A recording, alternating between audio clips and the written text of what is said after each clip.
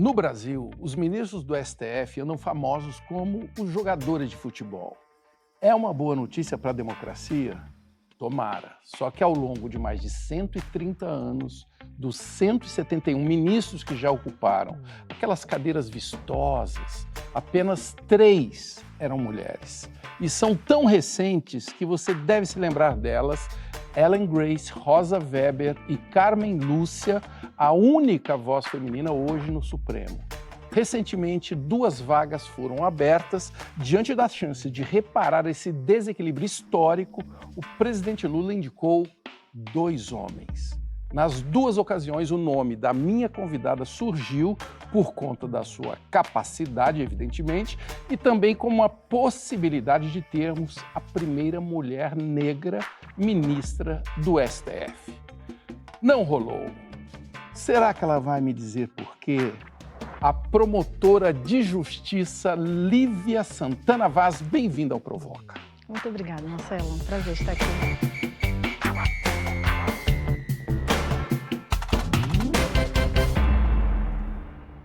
O Provoca é transmitido em rede nacional de televisão e também nas plataformas da TV Cultura, no YouTube, X, Facebook, e você ainda pode ouvir em podcast no seu tocador preferido. E aí, Lívia, você chegou a se ver assim, de toga, com aquela capa do Batman? Será que lhe cairia bem? Claro, cairia bem qualquer mulher negra que tenha uma trajetória como a minha. Infelizmente, nós vivemos numa sociedade tão estruturalmente racista e sexista que esses espaços não são para nós, mulheres negras. Então, é duro dizer isso, mas o nosso sistema de justiça é antidemocrático. Porque se nós estamos falando numa democracia efetiva, que não é uma democracia apenas para semelhantes, determinados grupos sociais deveriam estar compondo esses espaços, todos os espaços, sendo reconhecidos como iguais, igualmente dignos, para participar das decisões democráticas, participar das decisões que dizem respeito sobre o nosso destino, e nós não participamos.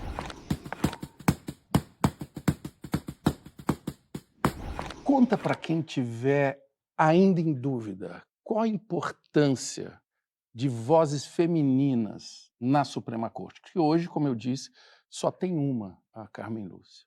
Nós precisamos de diversidade, Marcelo, em todos os espaços de poder e decisão. Em todos os espaços, não só de mulheres, mas de pessoas negras, pessoas indígenas. Quando nós pensamos numa visão interseccional, mulheres negras, você disse aí, em mais de 130 anos de Supremo Tribunal Federal, nós nunca tivemos uma mulher negra. Nós estamos falando de mudança de perspectiva, da possibilidade de pessoas que têm vivências diferentes, que sofrem dores diferentes e têm demandas diferentes, estarem ali julgando e não apenas sendo julgadas. Não apenas sendo objeto de conhecimento, objeto de pesquisa, objeto de decisão judicial, mas podendo decidir também. Trazer essa perspectiva de suas vivências ou do seu lugar de fala, que é uma concepção que as pessoas confundem muito, para esse lugar importante. Eu até me esqueci de perguntar se eu posso te chamar de você. Claro que sim. Já que nesse ambiente tem Vossa Senhoria, Vossa Excelência e tal. Pode ser assim, né? Podemos seguir assim. Claro, Marcelo, eu sempre digo que, se você me perguntar quem eu sou uma mulher negra, nordestina, mãe, e eu estou promotora de justiça. Essa não é uma condição essencial minha.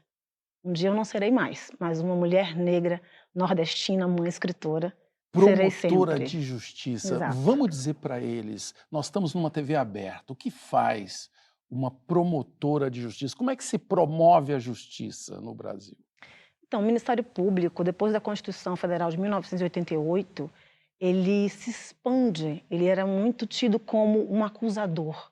E com a Constituição Federal de 1988, o Ministério Público vai também defender o meio ambiente, os direitos do consumidor, a infância e juventude, as mulheres em situação de violência. De que forma? Atuando tanto extrajudicialmente, impulsionando inclusive políticas públicas, como judicialmente. Então, toda vez que houver um interesse público num processo, o Ministério Público estará atuando. Num processo que estiver em andamento. Em andamento. E se não tiver processo, ele também tem poder de desencadear? Com certeza, o Ministério Público ele pode ajuizar, ele pode provocar o Judiciário, essa é a grande diferença. O Ministério Público ele provoca o Judiciário, mas ele também pode atuar extrajudicialmente, ou seja, não necessariamente dentro, né, da esfera do Poder Judiciário, mas impulsionando políticas públicas, se articulando com os movimentos sociais. Eu digo que é muito importante pensar, Marcelo, que nós somos servidores públicos, servidoras públicas dentro do sistema de justiça. E não há como servir a alguém que você não conhece. E hoje nós temos um sistema de justiça que não tem a cara do povo e não conhece o povo. Por quê? Porque nós ainda temos no Brasil uma ideia de mérito, uma concepção de mérito que precisa ser questionada, revista. Nós temos uma sociedade em que as pessoas que estão no topo, e os dados estatísticos vão dizer que são homens brancos, acreditam que merecem esse sucesso. Nós, mulheres negras, estamos na base da pirâmide, mesmo mais de 130 anos após a declaração da abolição da escravidão no Brasil. Será que nós merecemos o fracasso? Quais são as condicionantes históricas, políticas, econômicas que nos mantêm engessadas, aprisionadas nesse lugar? Então, o mérito precisa ser contextualizado. Nós temos dados da Organização para a Cooperação do Desenvolvimento Econômico, uma pesquisa muito interessante chamada Elevador Social Quebrado. Porque se nós temos uma sociedade meritocrática justa, o comum seria a mobilidade social. Sim. As pessoas com igual oportunidades vão ascender, vão descender socialmente. Isso não acontece no Brasil. O Brasil tem a segunda pior colocação do mundo, perdendo apenas para a Colômbia, necessitando de 9 gerações para que as pessoas que fazem parte dos 10% mais pobres da sociedade brasileira alcancem a renda média. E se eu lhe perguntar onde nós estávamos há 9 gerações, a minha família estava escravizada. I have a career that's probably comparable to Meryl Streep, Julianne Moore, Sigourney Weaver. They had the same path as me. And yet, I am nowhere near them. Not as far as money, not as far as job opportunities, nowhere close to it. There's no one like you. Okay, then if there's no one like me, you think I'm that, you pay me what I'm worth.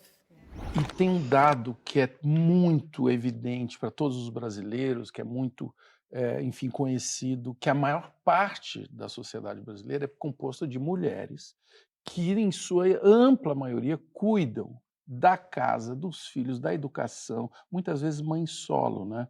Mas na hora de... E são até reconhecidas, assim, que dão conta disso, né? Nas empresas, as mulheres são reconhecidas como resilientes, né, competentes e tudo mais, mas nos altos cargos não aconteceu nada. Por que lá em cima não muda? Há vários obstáculos sociais e institucionais para isso, né? Quando nós vamos trazer pesquisas aí do Conselho Nacional de Justiça, do Conselho Nacional do Ministério Público, por exemplo, que é um importante espaço de poder, o sistema de justiça, nós vamos ver que as mulheres até ingressam na carreira, mas elas não ascendem. Isso. Porque é uma série de papéis sociais que são impostos às mulheres e que vão trazer, de fato, obstáculos para que elas consigam se concentrar nessas atividades e ter as suas ações reconhecidas nessas instituições. Essa diversidade ela só virá quando as mulheres forem reconhecidas como iguais, igualmente dignas de participarem e igualmente necessárias de estarem participando desses lugares e dessas decisões. Olívia, muita gente mandou pergunta para você. O Gandinho fala, o STF deveria ser composto por desembargadores experientes ou pelo menos juízes estaduais e federais. O topo do Poder Judiciário não deveria ser contaminado com um viés que não seja puramente técnico, é a opinião dele. Já o Poder Legislativo ganharia muito com a presença da doutora Lívia. Tenho por ela grande admiração. Não sei se eu entendi bem a pergunta, porque me parece que o fato de eu ser uma mulher negra com outras vivências impede que eu tenha conhecimento técnico? Não, ele pelo contrário, ele aprecia muito a sua atuação, entendi. mas na opinião dele, é aí que eu faço essa pergunta para você, deveria ser composto apenas por critérios técnicos e não políticos. Entendo. Embora os critérios sejam também técnicos, não é? Claro. A Constituição traz os critérios, idade entre 35 anos e 65 anos, né? Um notório saber jurídico e idoneidade. Então, muitas vezes... E por que eu coloco essa pergunta de volta para responder a pergunta dele? Porque eu tenho escutado o seguinte argumento, isso é identitarismo. Precisa ser uma pessoa competente, como se nós não tivéssemos mulheres negras competentes para ocuparem esses lugares. E depois, assim, o que é identitarismo? Homens brancos também têm identidade de gênero e de raça, eu diria até que o grupo mais identitário do país são homens brancos e não mulheres negras. Porque essas pessoas estão no topo há gerações, E se há mantendo, séculos, né? e se mantendo, se mantendo. E aí, de novo, a gente volta para a discussão sobre mérito. Essa mesma pesquisa que eu mencionei, da Organização para a Cooperação do Desenvolvimento Econômico, diz que 70% da renda de uma geração vem das gerações anteriores. Ou seja, nós estamos falando de herança. As pessoas negras, pensando que as pessoas libertas com a abolição da escravidão no Brasil, elas não tiveram base econômica alguma, elas não tiveram base para ascender. Então, as pessoas negras, em geral, no Brasil, começam do zero. Ou do -1, -2. Aí, filhote, lembra aquele carrinho que você viu no videogame? Sei. Papai comprou. Olha esse placar aqui, ó. O Fernando Henrique nomeou para o STF 2 homens e uma mulher. Dilma, 4 homens e uma mulher. Temer, 1 homem. Bolsonaro, 2 homens. Lula, 3 mandatos. 9 homens e uma mulher. O que esses números mostram? Que nós precisamos urgentemente democratizar o sistema de justiça, Marcelo. E que essas pautas não são pautas, primeiro, e não são questões identitárias, são questões sobre democracia. Nós estamos falando aqui de democracia e não de pautas ditas identitárias, porque é muito fácil, no conforto da hegemonia e do poder e da manutenção desse poder durante séculos, falar em identitarismo, em pautas identitárias. Eu não tenho dúvida disso. Assim. Inclusive, o presidente Lula fez um gesto nesse início de mandato que foi subir a rampa com uma diversidade de pessoas que não me parece que está atuando no governo. Você concorda? Essa diversidade precisa estar. Mas ela está. Não está. a contento. Porque, veja, Marcelo, nós temos 56% da população brasileira negra. Mulheres negras são o maior segmento social brasileiro. 28% da sociedade brasileira são mulheres negras.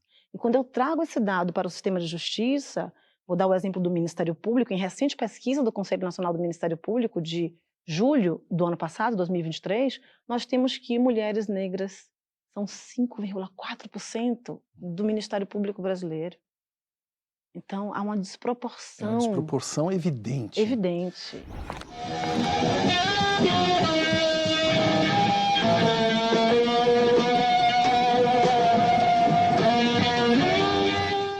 Para quem acha que eu estou insistindo aí, eu quero lembrar que o ministro Flávio Dino, que eu admiro, que todos admiramos, ele ocupa hoje um gabinete que foi da Rosa Weber e que por 23 anos foi ocupado por mulheres. O que o STF perde tendo 10 ministros homens? Nossa, perde completamente, ou quase que completamente, porque ainda temos uma ministra, Carmen Lúcia, Sim. a perspectiva de gênero. É óbvio que você não precisa ser uma mulher para ser antissexista. Você não precisa ser uma pessoa negra para ser antirracista. Sim. Porém, nós precisamos que essas pessoas sejam escutadas, tenham protagonismo de decisão. Então é diferente, por mais que eu tenha um homem antissexista, a perspectiva, as vivências de uma mulher nesse espaço, para que ela traga essa perspectiva para os julgamentos, tanto que o CNJ elaborou um protocolo, né, de julgamento com perspectiva de gênero e raça. Portanto, por que precisa de protocolo? Porque essas pessoas não estão lá para julgar. E vou te dizer mais, até as empresas já perceberam que diversidade não apenas é uma questão ética, como produz melhores resultados, produz mais criatividade. E é fácil de entender, a colaboração vem de ligar pontos criativos de várias cabeças diferentes olhando para um assunto, como é a justiça, que é um assunto que está precisando ser olhado, né, no Brasil. Com certeza. Diversidade no Brasil deveria ser algo considerado mesmo como um direito coletivo. Porque a diversidade não diz respeito apenas à pessoa negra, mulher, indígena, LGBTQIA, PN+, que ingressam num espaço de poder no qual essas presenças são tão raras. Diz respeito à possibilidade de outras pessoas conviverem com a pluralidade de ideias. E isso é democracia. Eu não acredito em um posicionamento político de construir para, julgar para, numa perspectiva unilateral, porque se nós olharmos o sistema de justiça hoje, principalmente as cortes superiores, nós temos perspectivas quase unilaterais do que seja igualdade, do que seja liberdade, do que seja democracia, justiça, Então, é preciso que nós tenhamos a possibilidade dessa pluralidade, dessa interseccionalidade, para que possamos efetivamente falar uma justiça pluriversal e não mais universal. Afinal de contas, quem é esse sujeito universal? Eu não sou esse sujeito universal. Não sou. É uma perspectiva colonial, eurocêntrica, brancocêntrica, que traz um padrão que não atende à diversidade da população, em especial falando do Brasil. Então você homogeneiza as pessoas e as demandas simplesmente com um jargão de somos todos iguais. Mas nós não somos tratados com igual dignidade. Represento as cores de um Brasil de preto, branco, pardo, índio, todos a igualdade racial. Desejos, direitos, sou africanei. Atenção para os próximos aposentados do STF. Luiz Fux, 2028, Carmen Lúcia, 2029, Gilmar Mendes, 2030. Seja sincera, sonha com uma vaga dessas? Não sei, porque eu acho que esse sonho não é só meu. Então, não é para que Lívia esteja nesse lugar. É para que pessoas que, ao longo da nossa história, foram tão violentadas, tão discriminadas, né? Tiveram sua dignidade negada, possam se sentir parte e possam realmente esperançar que podem estar lá. Então, que não seja a Lívia Santana Vaz, mas que a gente possa evoluir e não dar passos para trás no que diz respeito à representatividade negra, à representatividade indígena, né? E de mulheres negras em especial, que é o que a gente está tratando aqui. Que assim seja. Você deve ter vontade, e eu também, tá? Que isso aconteça. No próximo bloco, nós vamos avançar nessa conversa necessária sobre a especialidade da minha convidada, Lívia Santana Vaz, a justiça. Será que ela é tão cega quanto dizem? Já voltamos.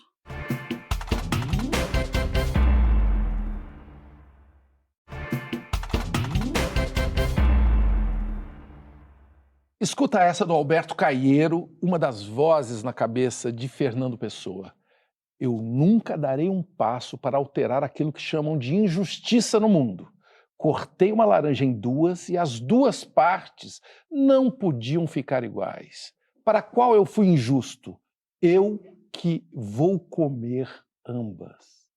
Olha aí esse poeta mandando uma real meio cínica sobre a possibilidade ou a impossibilidade de se fazer justiça no mundo. A minha convidada, a jurista Lívia Santana Vaz, é a pessoa ideal para nos orientar com que armas um cidadão que está nos vendo agora pode lutar no país para que a justiça seja feita. São tantas armas, Thais, mas eu gostei muito da sua introdução, porque me lembrou uma fala do Sepúlveda Pertence, que foi ministro do Supremo Tribunal Federal, e ele diz assim: quando não há democracia, não há justiça que mereça o nome. A justiça não merece ser nominada de justiça quando nós não estamos vivendo uma democracia. Então, há vários fatores. O sistema de justiça não vai resolver tudo. Nós temos a vertente política, a vertente social, institucional. Portanto, eu digo que as nossas posturas e ações para a promoção de igualdade, da verdadeira emancipação de todas as pessoas, não é a igualdade formal, o mero todos são iguais perante a lei, precisa passar por várias dimensões. E eu fico me perguntando qual é a responsabilidade que cada pessoa assume no seu cotidiano. Não preciso estar com a caneta na mão decidindo. Mas o que as pessoas têm feito para sair do discurso, quando há discurso, porque às vezes nem isso há, né? Do discurso de igualdade para a prática. Quem me conhece sabe o que vivi e o que passei, o tanto que ralei pra chegar até aqui. Ai, Isa, se você não fosse cantora, você sabe que você podia ser escritora, né? Eu poderia ser como Conceição Evaristo? Você sabe que você poderia ser ministra do Supremo Tribunal Federal, não sabe? Ministra do STF? É curioso que a imagem da justiça é de uma mulher. Inclusive, está lá diante do STF, né? Uma mulher com a venda nos olhos e a balança. Você gosta dessa imagem? O que essa imagem significa? Não, eu aprendi a refletir sobre essa imagem. Ah. Foi uma imagem que me foi dada, que Hum. nos é dada, Hum. e nós acabamos não conseguindo refletir criticamente sobre isso. Porque, veja, é uma imagem de uma mulher branca, de olhos vendados, Isso. que possui uma espada à mão direita, mas muitas vezes essa espada está no colo, está pendente, né? E, além de tudo isso, é uma imagem que nos remete à mitologia grega. E eu me pergunto o que a história do Brasil tem a ver com a mitologia grega. Nós temos nossa própria mitologia afro-ameríndia, que é única no mundo inteiro. Qual seria uma boa imagem para a justiça no Brasil? Uma imagem negra. De uma mulher negra, de uma mulher indígena. E aí eu trago no livro A Justiça é uma Mulher Negra, uma imagem de uma mulher negra representando essa justiça. E essa imagem que você sugere é de um orixá. Sim. De Yansan. De Yansan. De Oiá. Oiá. Né? Oiá é muito conhecida como a mãe dos 9 filhos. E as pessoas, às vezes, ironicamente, dizem a mãe dos 9 partos, porque Oiá é um orixá da guerra. Isso. Uma mulher da feira, da uma mulher que vai da né? ventania, do combate. do furacão, do combate. Portanto, é uma mulher que trabalha fora de casa. Mas ela não abandona seus filhos, porque eu digo que a luta de Oiá fora de casa é a luta também para os seus filhos, porque ela não é só mãe dos 9 filhos. Ela é a mãe de todos os filhos e filhas. Oiá, ela vai sintetizar a história da mulher negra no Brasil. As mulheres negras foram as primeiras empreendedoras desse país. E continuam sendo. Continuam né? sendo. Mulheres negras nunca foram às ruas lutar para trabalhar fora de casa. Nós fomos arrancadas da África para trabalhar nas senzalas, nas casas grandes como mucamas, amas de leite, cozinheiras. E depois como empregadas domésticas. Não é à toa, Marcelo, que as empregadas domésticas no Brasil foram a última categoria a ter os seus direitos trabalhistas reconhecidos. A gente tem uma sociedade com mentalidade escravocrata ainda. Na Bahia, posso falar especialmente da realidade baiana, mas que eu sei que não é exclusividade, muitas meninas negras saem do interior com promessa de estudo na capital e ficam ali servindo as gerações da mesma família dita de bem e não estudam coisa alguma. E a frase mais hipócrita que o Brasil tem é como se fossem da família. Nós precisamos mudar essa mentalidade. Então, letramento racial e antirracista é importante, é importante. Mas o letramento racial e antirracista não é só a leitura. Precisa passar por uma mudança de comportamento. Qual seria esse comportamento novo? São muitos comportamentos. Começa por olhar para o lado. Quem são as pessoas que você subalterniza e por quê? Porque as pessoas não se perguntam sobre isso. E quando eu falo em feminismo, prefiro sempre falar em feminismos, eu sempre pergunto às mulheres que nos espaços nos quais eu discuto essas questões são sempre mulheres brancas ou quase sempre, e eu pergunto, quem são as mulheres que vocês oprimem ou porventura oprimem para serem as mulheres que vocês são? Para serem as profissionais e terem o capital social que vocês têm? Porque provavelmente são mulheres negras que estão tomando conta dos seus filhos, das suas casas, para que vocês possam estar onde estão.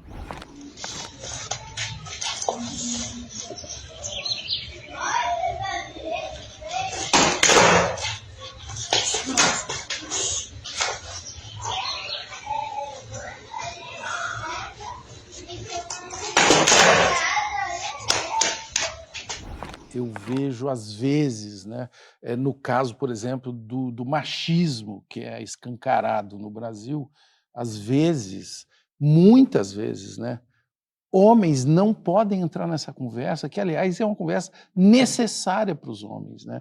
E assim como mulheres e homens debatendo o feminismo, o papel de cada um de nós. Você não acha que tem que ser assim?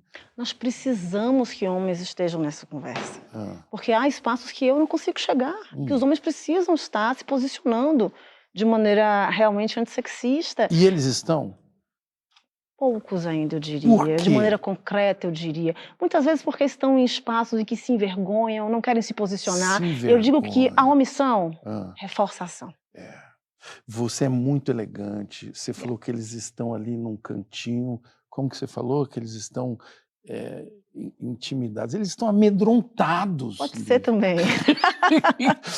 E é uma coisa que não é legal, né? Eu acho que não é legal ninguém amedrontado. E quando eu falo aqui homem amedrontado, eu aposto que muita gente está falando homem amedrontado, imagina que não sei o quê. Não. Tem gente que não está participando dessa conversa, tá? Talvez escondido da conversa. A gente brinca que às vezes os homens não estão preparados para essa conversa. Ah, isso né? eu não tenho Agora, dúvida. que bom que as mulheres não estão pensando em revanchismo. Né? Nós estamos querendo igualdade de direitos. Nós estamos querendo que o nosso sexo, nosso gênero, nossa raça não sejam elementos que tragam obstáculos para que nós acessemos direitos fundamentais. Sim. Que homens brancos, em especial, tratando aqui da questão interseccional, Sim. não enfrentam. Não enfrentam. Não enfrentam. E muitas vezes nem sabem que não enfrentam. O problema não é não saber que não enfrenta, é não querer saber. Não querer saber. Não querer saber. É melhor que continue assim. Exato. Que assim tá bom para mim. Não querer saber, porque eu acho que hoje, Marcelo, não falta mais informação. O que precisa, então, para querer saber? Eu penso que nós temos que vir não apenas com dados, e dados históricos são importantíssimos. A gente conhece mais a história europeia do que a história do Brasil, mas nós também precisamos tocar, em termos de sentimento mesmo. Tá. Para que as pessoas consigam, de algum modo, desenvolver um sentimento de empatia.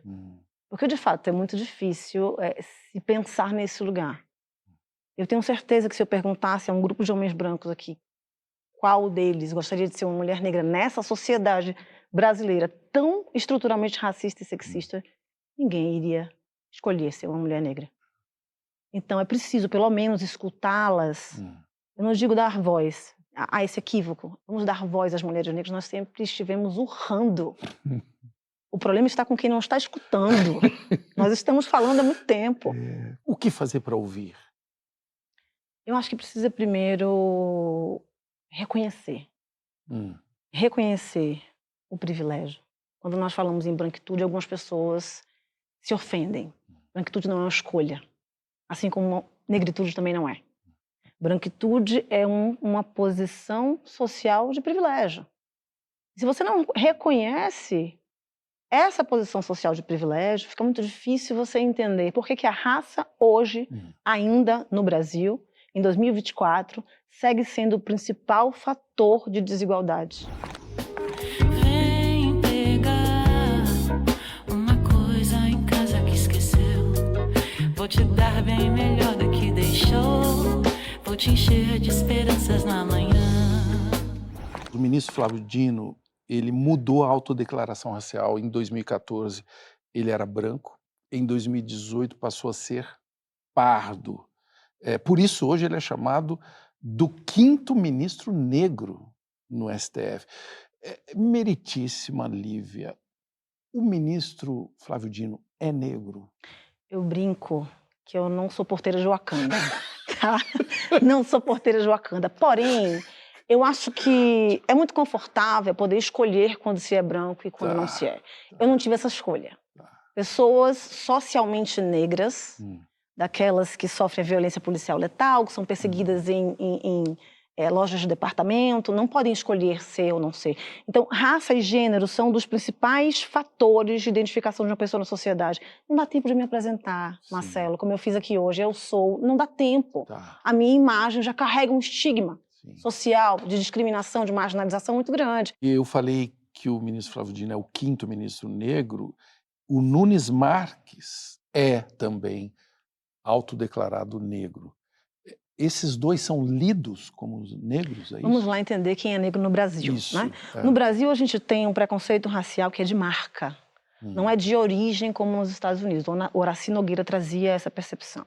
Então, por que de marca? É aquilo que eu disse. A imagem já vai trazer uma perspectiva de estigmatização e de classificação de onde é o lugar dessa pessoa na sociedade. E por que eu digo socialmente negro? Porque é uma construção social. Não há nada na genética, na ciência, na biologia que diga, olha, essa pessoa é negra e essa não é. É algo socialmente construído. Então, o que o IBGE diz e que retrata muito bem a nossa realidade de pessoas negras? Pessoas negras são pessoas pretas e pardas. Aqui eu estou falando de cor de pele. Eu sou uma mulher negra parda. Há pessoas negras que têm o tom de pele preto. Porém, a pele, a cor da pele não é a única característica. Ela pode ser a predominante, mas ela vai se reunir com outras características fenotípicas, como a textura dos cabelos e os traços faciais, para determinar socialmente essa condição de ser negro ou não. Então, uma pessoa que tem o tom de pele pardo, e aí o grande problema é essa linha limítrofe das pessoas negras mais claras, Sim. é que a cor da pele não vai ser o único fator. Nós temos que olhar o conjunto de características. Claro. E aí eu digo, inclusive no livro Cotas Raciais, que a pessoa que diz eu não sou negro, mas eu sou pardo, é uma pessoa parda branca. Porque ela não vai reunir o resto das características que fazem com que ela seja potencialmente vítima de discriminação racial na nossa sociedade. Benzinho, você é nego doce? Não. Eu sou Negamarco. Ah. Eu quero falar da sua terra maravilhosa da Bahia, da onde uma parte da minha família, inclusive, veio.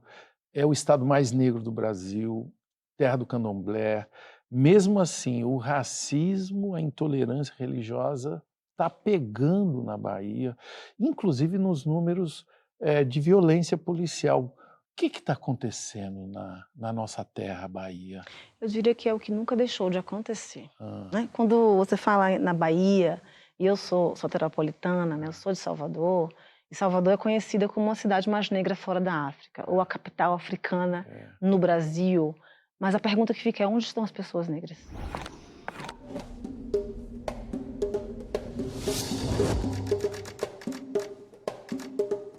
Ô Molu, Ogum, Oxum, Oxumaré, toma o pessoal, manda descer pra ver, filho de Gandhi. Inhansã, Iemanjá, chama Xangô, Oxóssi também, manda descer pra ver, filho de Gandhi. Que bom que você está aqui hoje e tem muita gente querendo falar com você. Cauê, eu sou o Cauê, estudante de História, gostaria de saber o que você pensa a respeito do movimento negro atual no Brasil. Ele está conseguindo ter uma voz ativa na sociedade? Pergunta importantíssima, e eu penso que, embora os movimentos negros, eu nem falo o movimento, né? Porque há uma diversidade também nos movimentos negros, a Nilma Lino vai dizer que eles são movimentos educadores. Eu concordo com isso, porque nessa luta emancipatória dos movimentos negros, os movimentos negros vão ensinando o Estado e a sociedade a lutar, né, e a lidar com a pauta antirracista, e ele educa a si mesmo também. Porém, eu penso que os movimentos negros no Brasil, apesar das muitas conquistas, por exemplo, o fato de termos hoje na Constituição Federal o racismo como crime imprescritível e inafiançável, se deve à presença dos movimentos negros na Constituinte, de 87 e 88. Porém, nós passamos muito tempo, muitas décadas, acreditando num mito de democracia racial que nunca existiu. E isso, eu penso que tornou a nossa evolução mais lenta. Sim, atrasou processos que já poderiam ter andado. Com certeza. As pessoas comparam muito a história do Brasil em termos de racismo e antirracismo, a história dos Estados Unidos da América, na era de Jim Crow, e a história da África do Sul no período do Apartheid, dizendo assim, não, mas o Brasil não existe racismo no Brasil, o Brasil tem uma sociedade miscigenada, nós não tivemos leis segregacionistas. Ora, antes tivéssemos tido leis que fossem tão explícitas e que separassem bebedouros. Elas trariam uma consciência racial mais rápida. Elas escancarariam Exatamente. uma realidade. Exato. Não daria para denegar, lembrando Lélia Gonzalez, esse racismo, né? Achando que, de fato, vivíamos numa democracia racial que nunca existiu. Então, não precisou. Eu digo que a lei brasileira, a legislação, a nossa ordem jurídica, não precisou separar banheiros para negros e não negros, assentos em transportes públicos e bebedouros. Não foi necessário. Ela fez o papel muito bem feito, sem precisar ser tão explícita. Olha aí, se você quiser fazer perguntas aqui também, é só mandar nas nossas redes, no YouTube, X, Facebook, com a hashtag Provoca. Esse cabelo da minha preta é de realeza. Esse cabelo da vida é de realeza. Esse cabelo da vovó é de realeza. Depois de você virar essa promotora de justiça cotada para o para o ministério e tudo mais, você ainda sofre racismo? Claro que sim. Eu diria que principalmente em espaços como os espaços de Brasília. Como é que funciona? Esse mesmo questionamento, É. né? Quem é você? Ou o que? Eu já ouvi até essa pergunta. Você é o quê? Eu brinco, a mesma coisa que você, né? Eu sou a mesma coisa que você.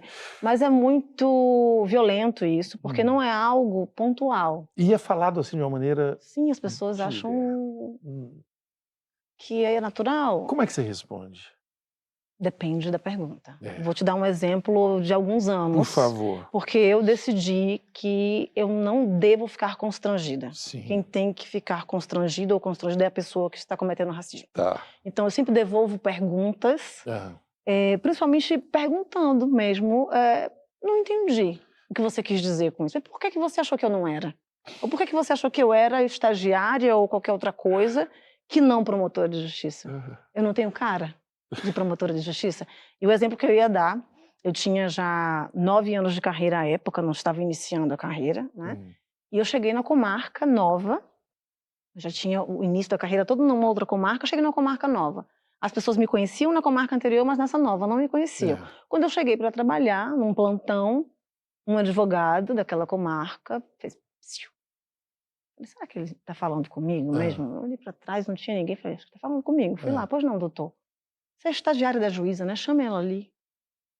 Eu parei, respirei e disse assim, doutor, eu estou com uma dúvida. Eu preciso descobrir quantos anos de carreira uma promotora de justiça precisa para ser reconhecida como promotora de justiça, porque eu já tenho 9. Então ele ficou constrangidíssimo, ele não tinha onde enfiar a cara. Pelo amor de Deus, me desculpe, doutora. Então esse é meu exercício, de devolver o constrangimento. Constrangimento pedagógico. Pedagógico, exatamente. No momento em que eu imponho o meu black, imponho a minha cor, os meus traços, com orgulho, eu não aceito mais que as pessoas me estranhem e que elas me afastem do lugar que eu também mereço estar. Eu acho difícil alguém encarar essa, hein? mas pode tentar, pessoal. A Lívia Santana Vaz, ela é uma mulher tão surpreendente que ainda falta revelar aqui o nome completo dela. Parece coisa de realeza. Lívia Maria Santana e Santana Vaz, com direito a apóstrofo e 2 N's. Nós vamos mergulhar melhor nessa história no próximo bloco. Até loguinho.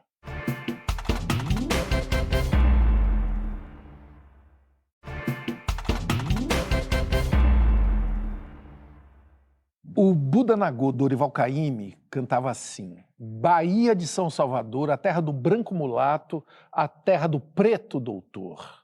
Foi na família de um preto doutor que nasceu a minha convidada, a baiana, jurista e promotora de justiça Lívia Santana Vaz, cujo nome completo é Lívia Maria Santana e Santana Vaz. O segundo Santana tem apóstrofo e 2 N's. O que é isso, Lívia? É numerologia, isso não? Não.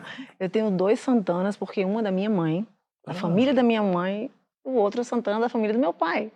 Engraçado você falar no preto doutor, meu pai, que eu perdi e virou um ancestral em 2019, porque quando eu me casei, ele me ligou e a primeira pergunta foi, você tirou o meu nome? Eu disse, não tirei. Tá garantido. Tá garantido. E eu era conhecida na escola como Lívia Santana ao quadrado, né? Ao quadrado. Então eu nunca tirei. Colegas antigos ainda reconhecem quando vem um nome, porque é Santana e Santana. Claro. E são famílias que vieram de situações, de realidades de pobreza. A minha mãe, ela vem de uma família de lavradores do interior da Bahia. E a gente diz que veio morar de favor, né? Estudar de favor na casa de um tio que já morava na capital. Tio João, irmão do meu avô. E o meu pai vem de uma família na qual a minha avó foi praticamente mãe solo. A minha avó morreu aos 102 anos, também em 2019. Uma mulher negra que trabalhou de tudo que você possa imaginar, empregada doméstica, lavadeira, para sustentar esses 7 filhos praticamente sozinha, né? Meu avô foi muito ausente nesse aspecto. E eu devo muito a essa mulher negra, essa referência de força, de altivez, de superação. Você tem Santa Ana no nome 2 vezes, estudou em escola católica, fez catecismo, primeira comunhão? Fiz tudo. Eu só não tive a extremunção ainda porque eu não morri. Mas o resto eu fiz tudo. E você era carola, certinha? Não era algo muito da prática da escola. Então, eu fui batizada, eu fiz a primeira Eucaristia, eu fui crismada, eu me Olha. casei, né? Sim, na igreja. Isso, tudo isso. E é muito interessante ter uma outra perspectiva da questão da religiosidade hoje, Sim. principalmente trabalhando no combate ao racismo, inclusive Sim. racismo religioso, É. quando eu ouço os discursos de ódio de pessoas que se dizem cristãs. Eu estudei sobre Cristo muito, né? Eu fui formada numa escola cristã, católica, e Cristo nunca pregou o ódio. O amor é o principal ensinamento de Cristo. E como as pessoas podem se dizer cristãs com esse discurso de ódio tão ferrenho? Como que as religiões africanas entraram na sua vida? A partir do trabalho. Muito interessante, né? A partir desse conhecimento, dessa vivência com o trabalho, que essas religiões surgem na minha vida e que eu passo a estudar, inclusive, em termos históricos, como isso acontece. Eu digo que é muito mais fácil arrancar uma árvore do solo quando você já cortou as raízes. E o nosso sistema escravocrata tentou fazer isso com as pessoas negras escravizadas. Cortar as raízes em relação às suas origens. Então, toda uma perseguição em relação à cultura africana, à religiosidade africana, todas as rodas negras no Brasil foram perseguidas, inclusive por lei. A roda de samba, a roda de capoeira, a roda do candomblé. E, apesar disso tudo, sobreviveram. Tá aí. Então, é dizer que baobás têm raízes muito profundas, né? Que conseguem ser mantidas ao longo do tempo, apesar de tanta violência. E são árvores lindas e longevas, né?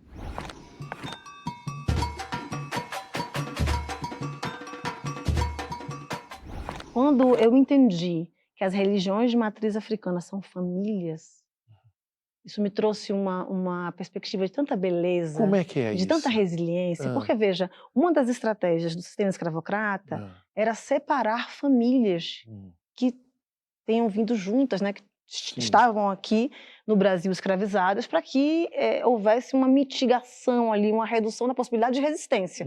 Então, muitas pessoas tiveram um nome trocado, nome de origem africana. Não é à toa que nós temos ainda muito dos Santos, da Silva, de Souza. Isso quer dizer propriedade dos Santos, da família Santos, da família Silva ou Souza, né? Então, essa era uma estratégia. Outra estratégia era separar famílias. Então, as religiões de matriz africana vão conseguir reunir essas pessoas escravizadas em torno de uma família extensa, de uma família religiosa, cultural, ancestral. Não é à toa que se diz mãe de santo, pai de santo, filho, filha, irmão, né? Então, é o sentido de resgate para pessoas que perderam suas famílias originárias pelo processo escravocrata.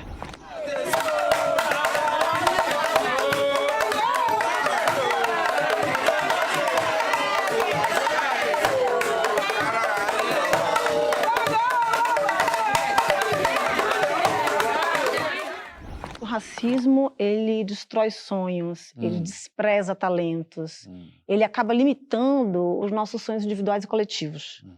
Isso aconteceu e acontece comigo também. Você já teve um sonho destruído? Claro, claro. Eu queria ser jornalista.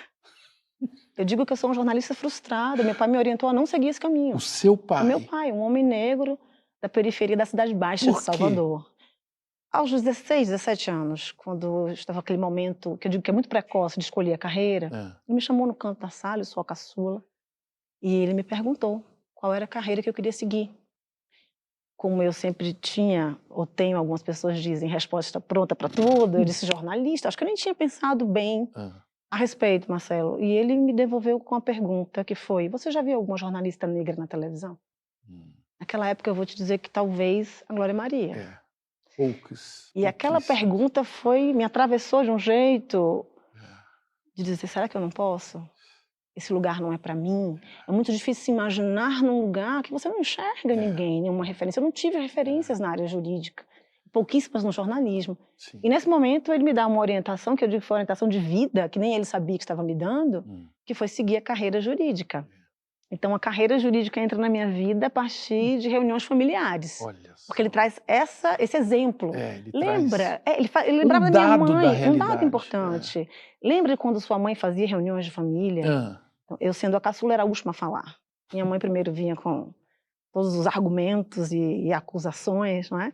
Meu irmão mais velho sempre foi muito tímido, ficava calado, só ouvia. Mas essas reuniões eram marcadas, assim? Eu digo que eu nunca quero fazer isso com as minhas filhas. Espero nunca fazer isso com as minhas horário, filhas. tinha marcava era um reunião, ritual. sentava meu irmão mais velho, a minha irmã do meio, eu caçula, meu pai do lado de cá, minha mãe começava a falar, quando ela terminava, meu irmão ficava calado, a minha irmã chorava. Audiência pública. Audiência pública. Muito emotiva, chorava e eu levantava o dedinho e começava a responder. Item por item. Olha e minha mãe ficava vocação. furiosa. Ela queria me interromper, meu pai dizia Você estava não. com que idade aí? Isso desde sempre, Marcelo. Deus. E as minhas filhas são iguais. Promotora de justiça. Já era. Ele disse o seguinte: você não se conforma com injustiça, você fica indignada. Por que você não segue a carreira jurídica? E foi a orientação que me serviu para trilhar esses caminhos que eu digo que não são só meus. Não faz sentido ser negra única em lugar nenhum. Então, se eu não puder estar aqui abrindo caminhos para que outras pessoas negras, sobretudo mulheres negras, possam acessar também esse espaço, não faz sentido.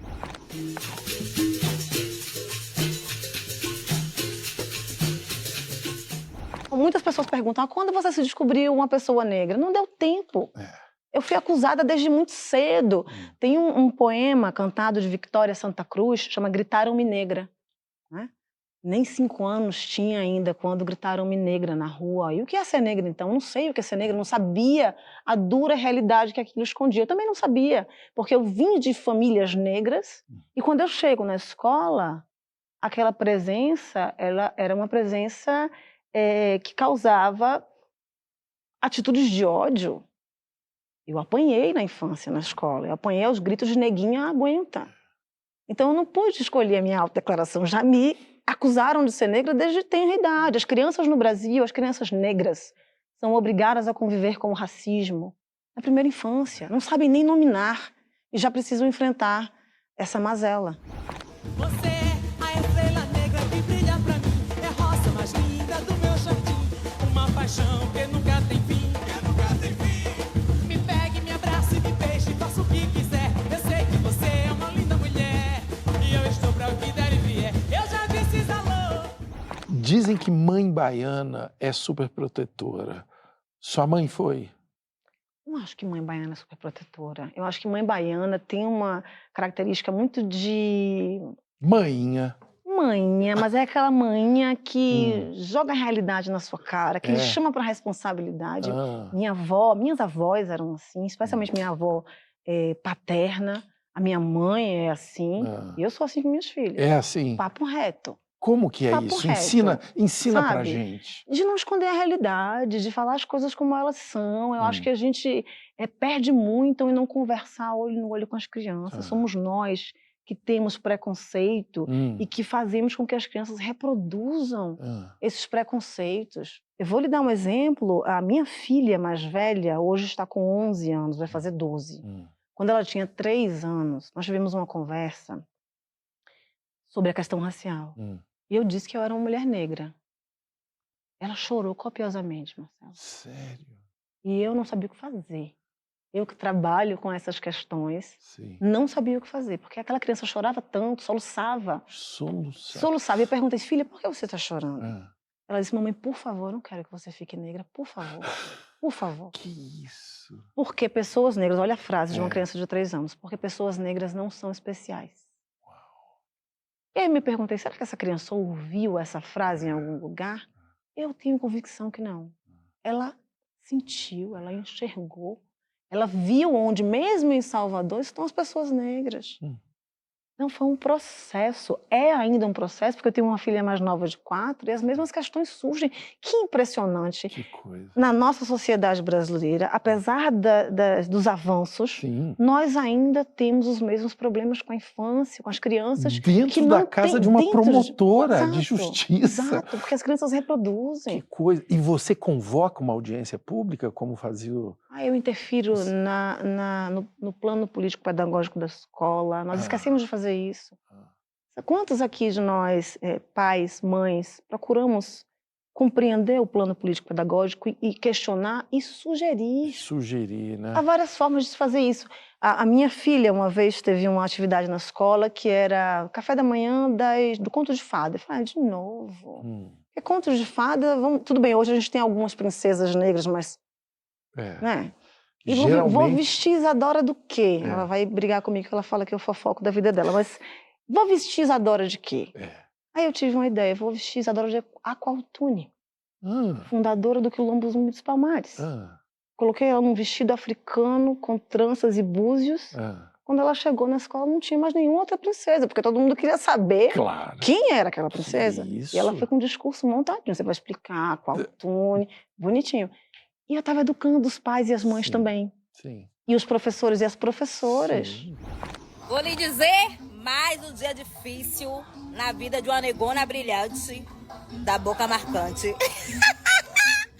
Agora, educar é muito difícil, né? Dificílimo. E é importante a gente saber que é difícil. Não tem moleza. E é a única opção, eu imagino. E não é algo que você possa delegar, né? Não dá. As pessoas delegam muito. A educação, a criação, a formação dos seus filhos e filhas. O que você faz quando você desanima? Eu vou brincar com as meninas. Olha, isso é muito importante. Assim, às vezes eu chego do trabalho, de um dia exaustivo, de frustrações, decepções, de olhar e dizer, o que eu estou fazendo aqui? O que é que eu estou conseguindo mudar? Né? Porque a gente se questiona muito todos os dias. Qual a importância desse trabalho, efetivamente? E aí dá uma baixa de energia. E quando eu chego em casa com essa baixa de energia, elas não querem saber, a mamãe chegou. Chegou, agora que vai chegou, começar. Exatamente. E a mamãe tem que chegar. E a gente tem que girar a chave. E brincar. E brincar. E conversar. Então, essa girada de chave é importante, porque senão também a gente adoece. Aquele foco o tempo inteiro e viver em guerra é adoecedor. Eu não gosto que me chamem de guerreira, não, Marcelo. Viver em guerra não é normal. Quem gosta de viver em guerra? Onde que você quer chegar?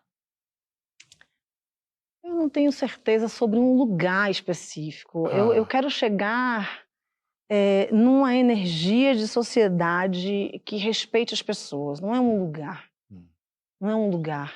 É uma construção em que as pessoas sejam mais felizes. Em que as pessoas sejam mais francas. Que se olhem nos olhos com afeto. A gente perdeu tanto isso. O contato, o afeto, a alegria de viver. As pessoas estão tão adoecidas, né?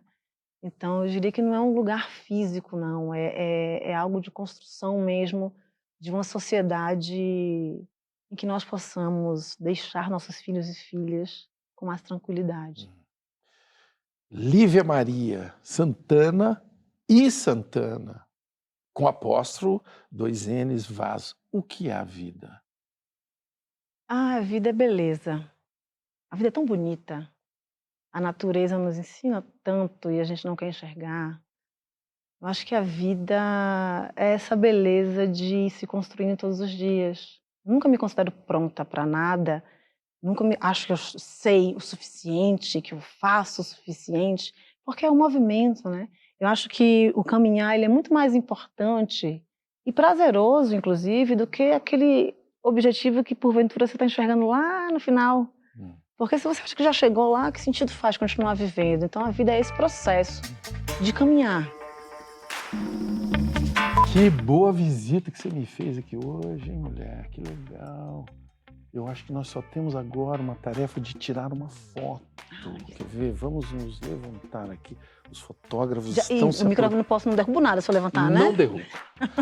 Eu só vou posicionar a gente numa luz boa. Você sabe que alguém inventou uma candidatura minha em 2038, tá? Para presidente dessa bagaça. E eu olhei que o Toffoli vai se aposentar em 2042. Quer deixar combinado? Já? Vamos. Pode? Conto com a sua indicação. Conte com a indicação. Mas tá fechado.